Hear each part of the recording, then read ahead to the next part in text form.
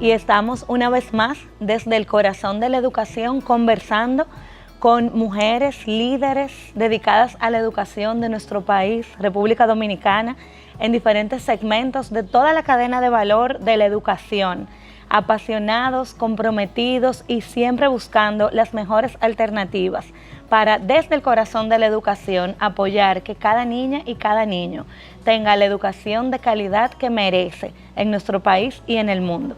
Y en esta ocasión tenemos el honor de recibir a Rosa Krawinkel, quien es una colega, una amiga y además una militante de la educación de calidad en nuestro país. Bienvenida, Rosa, gracias. Muchísimas gracias a ti, Ángela, por este espacio que le da voz a las mujeres educadoras para que puedan llegar con esa voz a todas partes del mundo de la sociedad dominicana. Muchísimas gracias a ti. Justamente lo que dices, eso es lo que busca el espacio.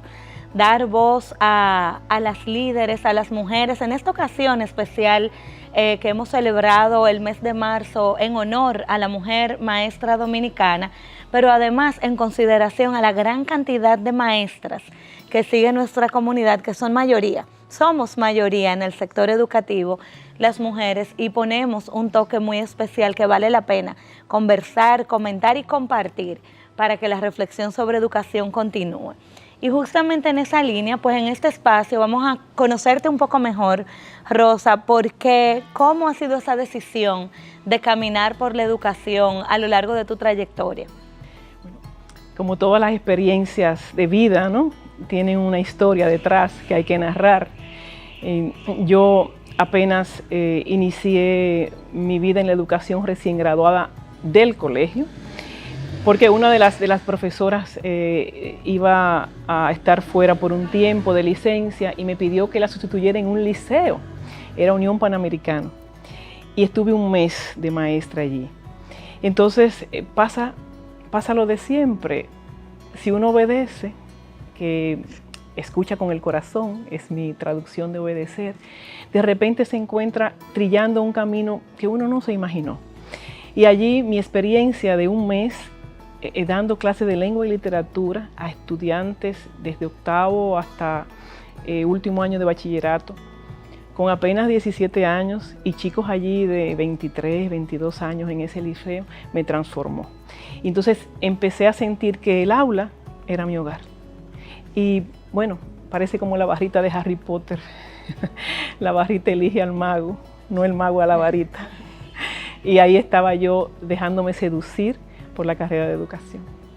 Qué interesante y qué profundo, Rosa, que comentes que empezaste a sentir que el aula era tu hogar. Imagínate cómo se sentirían tus estudiantes si tú llegas a casa y pones lo mejor de ti para cada uno de ellos, y cómo se aprende de una manera distinta cuando la vocación, el corazón y además todo el proceso de construcción al que uno se compromete cuando es maestra, pues está al servicio de los niños, de las niñas, de los jóvenes que nos toca tocar a lo largo del camino. Y en tu caso particular, Rosa, pues queremos concentrarnos en eso justamente, en esa maestra, en ese maestro, en su formación, luego de la elección. La varita te eligió a ti, como dices. Y yo confío que muchas de nuestras maestras y maestros actualmente, sobre todo los jóvenes que están emprendiendo este camino y que son la esperanza de oportunidad que tenemos para nuestro sector educativo, pues sean elegidos, se dejen elegir y además no se cansen en el camino, sino que sigan en una construcción positiva para que nuestra educación florezca siempre, que siempre sea primavera en educación. Imagínate qué interesante sería. Y justamente los últimos años, pues te ha tocado el gran reto de liderar procesos muy importantes en un instituto superior, no cualquier instituto superior, sino el de formación docente, exclusivo para la carrera docente. Y bien sabemos el rol que juega el maestro o la maestra para que la educación sea de calidad. Desde tu perspectiva, ¿cuál es ese rol? ¿Cómo acompañamos ese rol y qué impacto tiene sobre la propuesta educativa? Bueno, ser maestro es una profesión. Yo creo que es el primer elemento porque nosotros venimos de una tradición donde el maestro no tenía la titulación, la licenciatura. Y yo creo que eso dejó una huella profunda en el quehacer del maestro, en su cabeza y en su corazón. Y el primer elemento es decir, esto es una profesión. Usted es un licenciado, va a ser un licenciado y tiene la capacidad de tocar con su trabajo precisamente la vida de niños, niñas, adolescentes y jóvenes, ¿no? Ese quehacer educativo que usted aprende en su trabajo, en su trabajo de estudiante, los modelos de los maestros que le están impactando ahí, tiene que tomarlos y transformarlos y llevarlos al aula en la que usted va a ejercer como profesional. Entonces, primero me quedo con ese empoderamiento fundamental que hace sentir orgullo por la profesión. Y luego estar acompañado de la técnica. Es que hay que unir los dos elementos. En una de mis experiencias más interesantes con un texto, encontré, estando en la Universidad Católica precisamente, una carta que decía, en este momento era el Papa Juan Pablo II, y decía cuál es como la misión de lo que debía ser una universidad. Y planteaba es que en la universidad se debe llegar fundamentalmente para encontrar la verdad. Es una búsqueda de la verdad, pero decía una búsqueda ardorosa de la verdad. O sea, se busca no solamente con la mente, sino con el corazón. ¿Y por qué? Porque eso hay que transmitirle a los jóvenes, para que ellos puedan obrar, razonar con rigor, obrar con rectitud y servir a los demás. Entonces, si nosotros tomamos esa profesión y ponemos esos elementos, yo creo que estaríamos diciendo que como educadores estaríamos transformando al ser humano, haciendo un mejor ser humano. Excelente. ¿Y qué reto tan importante el del educador de hacer un ser humano? Es decir, cada una de las personas que dirigen el mundo en la diferente etapa de la vida del mundo. Entonces, una profesión con un peso muy profundo que debe tomarse en serio. Me quedo con ser maestro es una profesión. Sí. Es importante que se diga desde la academia, mucho más importante que lo reconozca quien elige la profesión. Tal vez todavía más importante que lo reconozca el que ya la eligió y está en servicio. Usted es un profesional de la educación y como tal debe comportarse, servir, actualizarse constantemente. Y hemos estado en el marco de una situación crítica en el mundo que produjo la pandemia por COVID-19, el cierre masivo de escuelas, de centros educativos, de la sociedad como tal, y hemos tenido que ir dando respuestas no planificadas, pero hemos encontrado en el camino luz, posiblemente de cosas que no esperábamos, pero que nos sirven y que nos retan.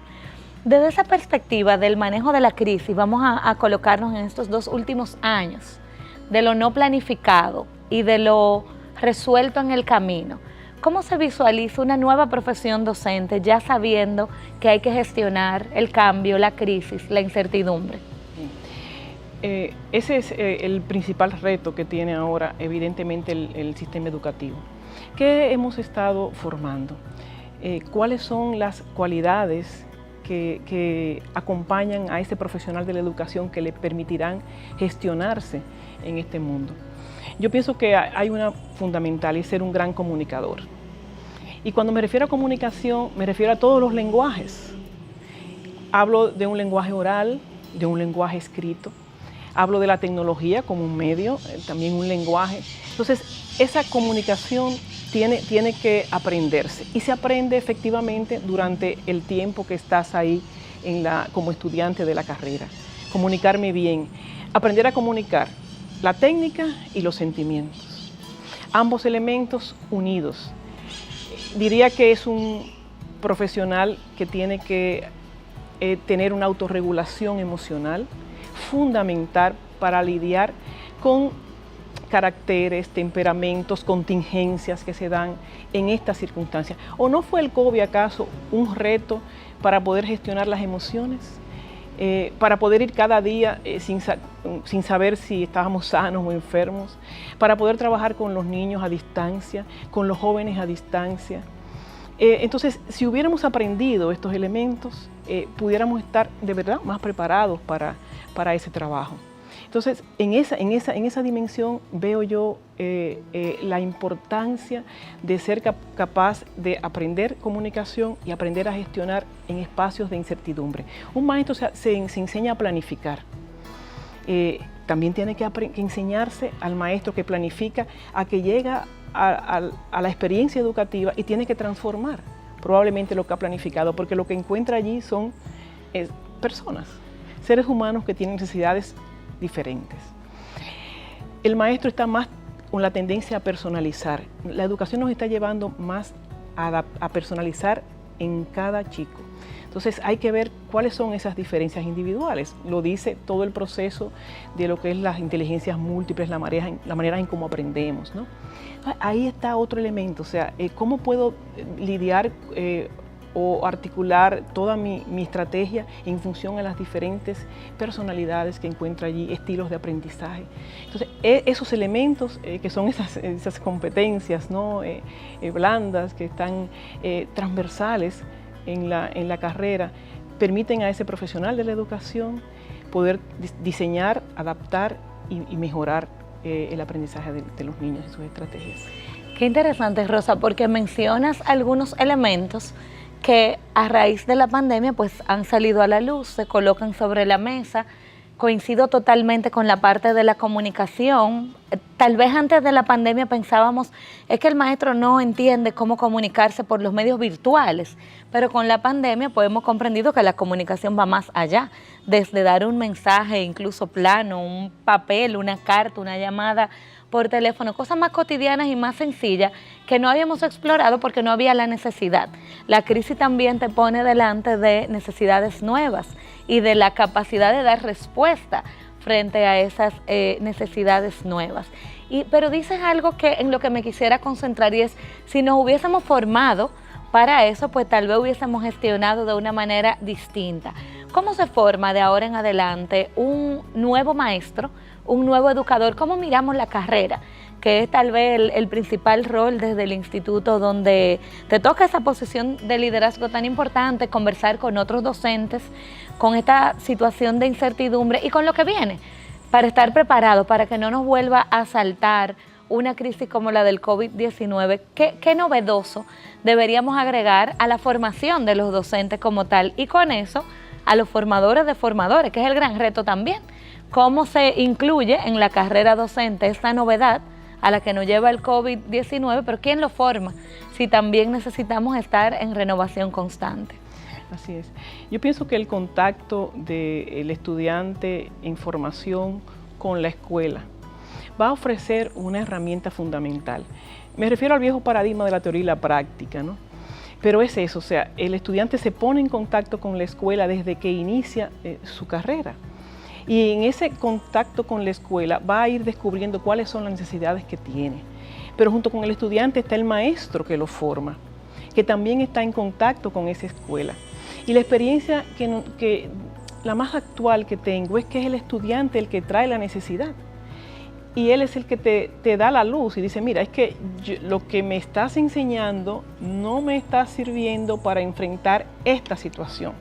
Y yo requiero que cambie algo para yo poder saber qué es lo que voy a hacer, cómo voy a intervenir en el aula. Nos pasó con el currículum, estábamos formando por objetivos, los estudiantes iban a las prácticas y venían, es que no sé planificar con este nuevo enfoque que se está utilizando. Entonces, él trae la noticia. Y yo creo que la experiencia real del gestor y del maestro es escuchar a sus estudiantes. Entonces, invertimos, ¿no? El modelo, y esa inversión del modelo nos puede dar luces sobre cómo debemos ir planteando soluciones a esa necesidad. El estudiante dice, los jóvenes están usando tecnología. ¿Cómo puedo usar la tecnología como un aliado? No prohibirla, sino que me sirva para enseñar. Entonces, ¿qué nos corresponde? Nos corresponde, ante esa voz que elevan los estudiantes, hacer una reestructuración de lo que estamos enseñando. Entonces tenemos es cierto, un currículum que es rígido, no podemos decir, pero tenemos otros espacios donde podemos enseñar eso que el currículum en este momento no nos está permitiendo. Por eso es tan importante que la formación se dé en un tiempo completo, que la formación del maestro que es un profesional al que hay que dedicarle tiempo, que requiere mucho tiempo y mucha dedicación para poder formarlo, se dé en muchas horas. Y cuando digo muchas horas me refiero, es que son 5 días a la semana, es que tenemos que tener un tiempo completo y ahí podemos entrar esos elementos tan importantes que tal vez el currículum per se no nos esté permitiendo. La tecnología, pero cómo usar la tecnología, la capacidad de gestionarse emocionalmente y gestionar un aula, por ejemplo, a través de estrategias que son novedosas, como son la simulación, por ejemplo. Estamos nosotros simulando en el aula, estamos generando una estrategia de enseñanza donde se simula una situación tienes 15 niños, uno no deja de llorar, ¿qué vas a hacer? Estás estudiando educación inicial, ¿cómo vas a intervenir aquí? Estás en primaria, tienes 4 niños con dificultades de aprendizaje, entonces ese es el elemento el que podemos utilizar como un apoyo para la formalidad. O sea, lo que digo es, no nos limitemos a decir el currículum no me deja. No, seamos creativos, busquémosle la vuelta, como se dice en buen dominicano, y creemos el espacio, el tiempo, y insertemos la novedad en lo que es viejo. Y siempre será posible, porque la creatividad nos da esos elementos. Es lo que hemos vivido ahora en el COVID. Las escuelas cerraron, ¿cómo podemos hacer práctica? Hay que crear una estrategia.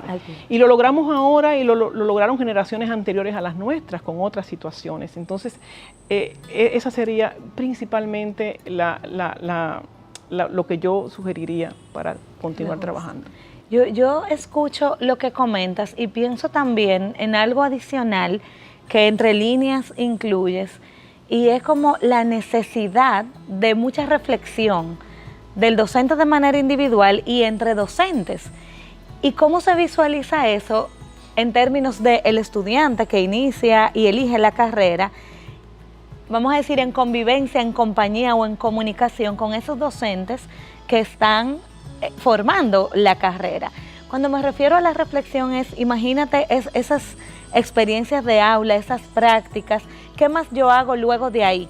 Voy, veo la situación, qué pasa, con quién lo decido, cómo esa construcción se da, y me atrevo como a ilusionarme y soñar en que un estudiante de educación que usa la reflexión como práctica va a ser un maestro reflexivo en el futuro. ¿Hay alguna forma de fomentarlo, sobre todo en este contexto, donde el estudiante, a los maestros con los que hemos conversado nos plantean, el estudiante viene perdido, viene asustado, viene sin la seguridad que tenía antes, pero tiene un maestro que lo recibe? ¿Está el maestro con las mismas inseguridades o ya hizo un proceso reflexivo? ¿Cómo se educa eso para poder decir que pasamos a una cultura de reflexión en la educación? Es muy interesante poder decir lo siguiente, o sea, ¿qué es el acompañamiento? Y ese es el punto, el acompañamiento de un tutor. Inclusive si tomamos las historias personales, antes de tomar este colectivo de lo que es el acto de educar, podemos descubrir que alguien nos ha acompañado, hemos sido monitoreados, tutorizados, acompañados por una persona que es la persona que nos ha abierto los ojos, que nos ha señalado dónde están nuestras debilidades y nuestras fortalezas. Entonces, ese es el acto de acompañar. Y ese acto de acompañar es necesario hacerlo precisamente en todo momento, pero hay que crear los espacios en la formación para que ese acompañamiento se dé. ¿Y quiénes acompañan? Acompaña un maestro de la institución, acompaña un docente que está en el aula, dentro de la escuela, y eso, diríamos que en ese elemento, ese es el ancla en el que el estudiante entra y empieza a hablar de la práctica y puede vincular esa práctica y esas dificultades con la teoría que está aprendiendo, que es el punto inicial tal vez que pusimos delante. Reflexionar es un acto necesario para cualquier práctica. Estudiar, cuando tienes desafíos y retos, es el otro acto. Entonces, quedémonos con los dos, quedémonos con un docente que acompaña, un joven formando que es acompañado, y posteriormente, ¿qué es el programa de inducción cuando tienes al estudiante? Porque no le puedes dar todo en la formación inicial. Que el programa de inducción es precisamente generar esos espacios de acompañamiento para cuando ese contacto con la escuela es de tiempo completo, de día entero, de 5 días a la semana. Y el proceso de inducción permite que se cierre la etapa de la formación inicial del estudiante. Yo diría que no termina en la graduación, se requiere ese tal vez año adicional, esos meses adicionales de acompañamiento. Qué bueno que mencionas justamente, Rosa, los procesos de inducción. Sobre todo, qué bueno que lo mencionas en el marco de una conversación donde hablamos de la formación inicial del docente, y para poder ver de manera sistémica, porque somos un sistema, todo el proceso virtuoso de la carrera docente pues no termina el día de la graduación, como bien dices. Continúa con la inducción, digamos que luego continúa para toda la vida con la formación continua, porque cualquier profesional está llamado a actualizarse y renovar, y imagínense en el sector educativo mucho más, es para siempre. Pero ¿qué vínculo, desde tu conocimiento, desde la experiencia, tal vez qué vínculo, qué relación hay entre las propuestas de inducción que tenemos a nivel nacional con la formación inicial que se le da a los docentes? ¿Existe algún vínculo?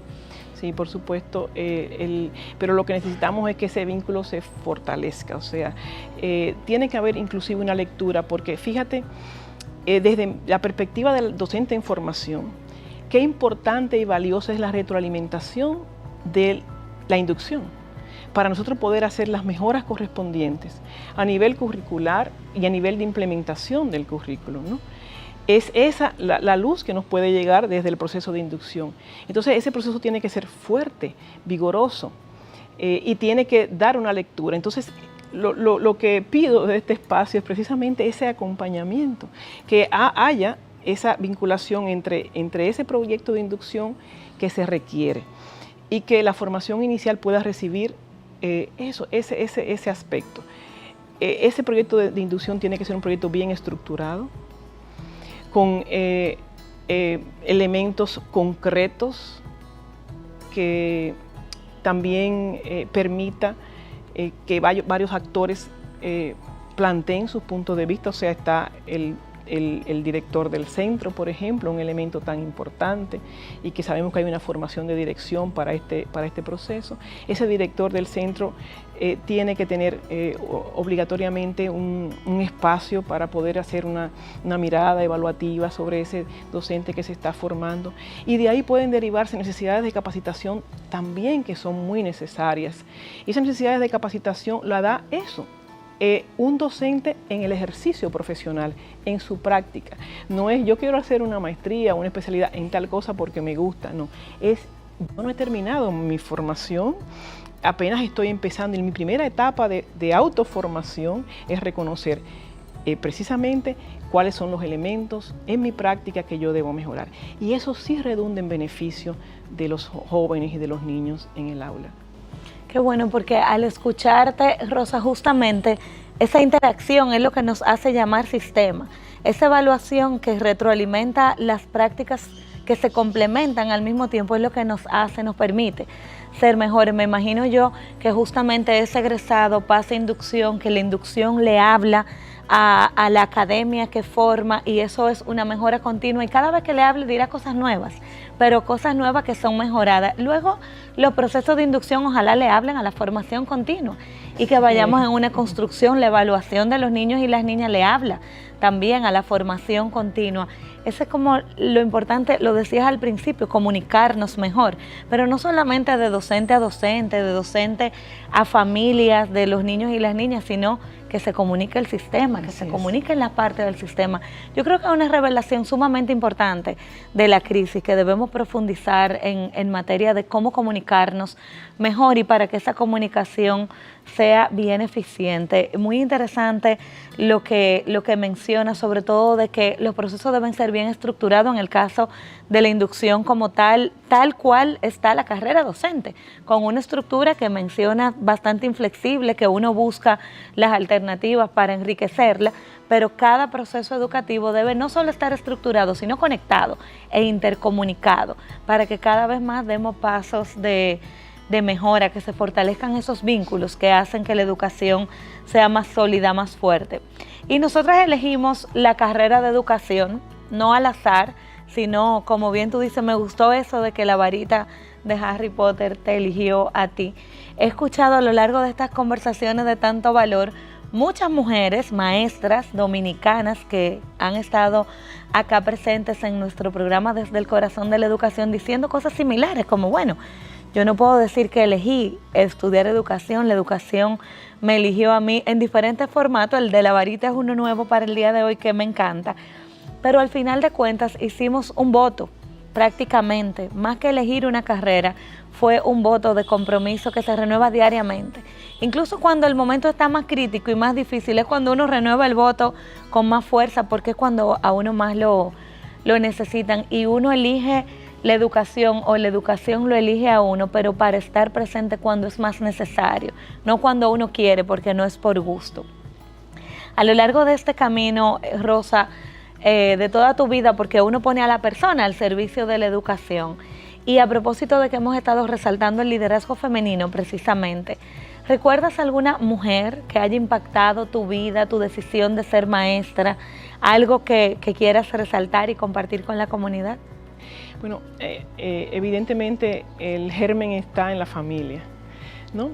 Ese lugar donde una mujer como mi abuela se hizo maestra y fue a trabajar a Higüey, y entonces mi abuela me contaba de sus días de maestra, de cómo iba el supervisor de la secretaría a supervisar, de los niños tan diferentes en esa zona de Higüey como eran en Santo Domingo, y de que ella estaba lejos de su familia, pero estaba sirviendo. Mi abuela Estela, a mi tía Lilian Cranwinkel, una educadora, maestra en la Socorro Sánchez, que cruzaba el puente de Villa Duarte, se vivió en una barquita. Entonces también pusieron el puente, pero ella también seguían cruzando en la barquita por abajo a dar clases y llegaba, entonces tenía todos esos libros ahí detrás y de repente estábamos ahí y ella estaba explicando y uno tomaba los libros y los leía. Son dos mujeres referentes familiares, ¿no? Que con una vocación de servicio. Y luego una maestra, esa persona que te mira y ve algo en ti que tú no has visto nunca, te descubre y descubre que tienes unas cualidades que tú desconocías y te pone la misión en la mano y tú dices, ¿tú crees que yo voy a poder hacer eso? Y dice, por supuesto que sí. Y entonces es capaz de arrancarte un sí. Entonces son esas mujeres que construyen camino y que te dicen que el servicio, la vocación es un servicio y que hay que hacer en la vida, hacer ese obrar, ¿no? Tener el rigor científico, buscar la verdad y servir a los demás. Eso. Qué interesante y qué bueno recordar, sobre todo desde la base de la familia, que fue una motivación inicial. Y cuando mencionas lo de la maestra, pues uno siempre quiere ser en algún momento de la vida alguien así para otra persona, porque es parte de caminar en el servicio. Qué interesante poder recordar una maestra que, como bien dice, vio algo en ti que tú no habías visto y también ser esa maestra para otro. Yo creo que es parte del compromiso de seguir construyendo y caminando en este sector que hemos elegido y que seguimos eligiendo diariamente. Yo creo que a veces la varita se esconde, pero uno vuelve y se le presenta enfrente, porque también hay que tener mucha valentía para trabajar en el sector educativo, para enfrentar la adversidad y para estar muy enfocados en lo que verdaderamente es relevante de lo que hacemos, como bien has hecho, Rosa, en toda esta trayectoria.